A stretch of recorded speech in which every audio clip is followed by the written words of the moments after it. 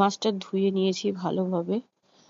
মাছটাকে নুন দিয়ে ভালোভাবে ধুয়ে নিয়েছি। এবার লবণ আর হলুদ দিয়ে মাছটাকে ম্যারিনেট করে রেখে দেবো। আগে নুন দিয়ে নিলাম, তারপরে হলুদ দিয়ে নিয়েছি।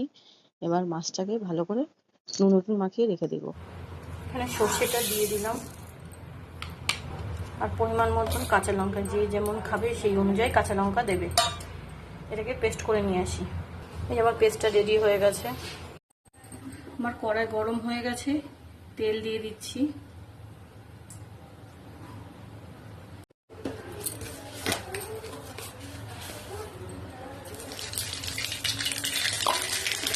তেলটা গরম হয়ে গেছে, কালো জিরে ফোড়ন দিয়ে দিলাম।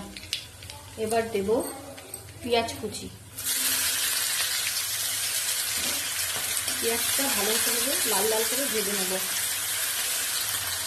যেহেতু বোয়াল মাছটা কাঁচা রান্না করব, এর জন্য পেঁয়াজটা ভালোভাবে লাল লাল করে ভেজে নেব। মাছটা ভাজবো না, কাঁচা রান্না হবে আজকে। পেঁয়াজটা আমার অনেকটা ভাজা হয়ে গেছে লাল লাল করে। এবার মাছগুলো আস্তে আস্তে করে ছেড়ে দেবো।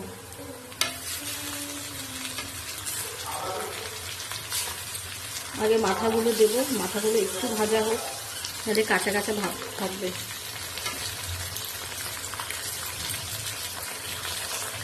সব মাছগুলো দেওয়া হয়ে গেছে, আস্তে আস্তে করে এপিট ওপিট করে নেব।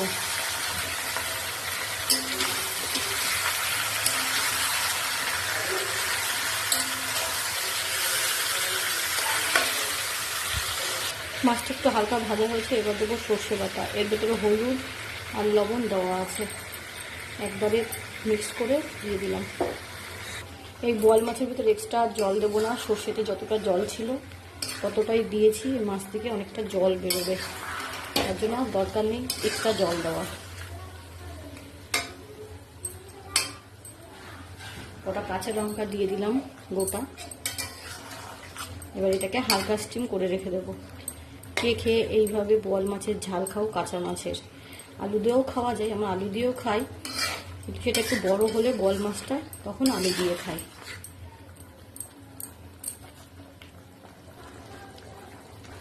ঢাকা দিয়ে দেবো। 10 মিনিট পর ঢাকনা খুলে মাছটা একটু উল্টে পাল্টে দিই, নাহলে এক পিস সেদ্ধ হবে আর এক পিস সেদ্ধ হবে না। আর এই মাছ বেশি সেদ্ধ হতে বেশি সময় লাগে না, ইলিশ মাছের মতন।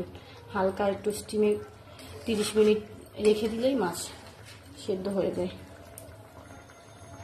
দেখেছেন মাছ দিয়ে কত জল বেরিয়েছে। এর মাঝখানে একটুখানি কাঁচা সর্ষের তেল দিয়ে দেবো।